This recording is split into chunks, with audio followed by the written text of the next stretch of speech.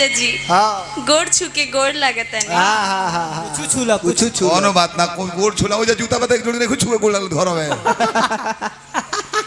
ए राजा जी हाँ पहले तो ये बताई हाँ रउआ हमरे से शादी तक कैले बानी हाँ आ गौना करके हाँ घर में अकेला छोड़ के चल गइल बानी हाँ वो कुछ पैसा खातिर हाँ रउआ हमरा दिल के जज्बात नहीं खी बुझत हाँ ए राजा जी का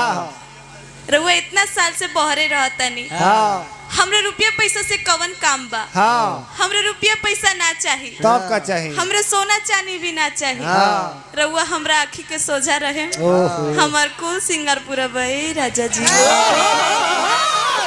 हाँ तो ना हमारा के माने लू ये धर्म पत्नी मन नहीं खेला गो ना ना और का होता बताओ ए राजा जी हाँ पूरा साल तो बीत जाता हाँ रउआ कहले रहनी कि हम छठ में आए हाँ राउर वेट करत कर छठ बीत गई हाँ सोचले रहनी रउआ घरे रहती हाँ संगे अर्घा देती जा हाँ संगे घाटे जैती जा हाँ संगे पारण करती जा रहा रहा रहा पारण करिए कोशिश संग ही भर तू हाँ घाटे संग ही जई तू हाँ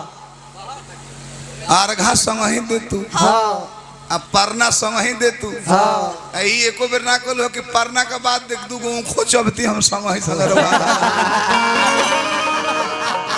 हाँ वो की केरा और मोए देखी होलियो बीत गई हाँ चैत बीत गई हाँ अब देखी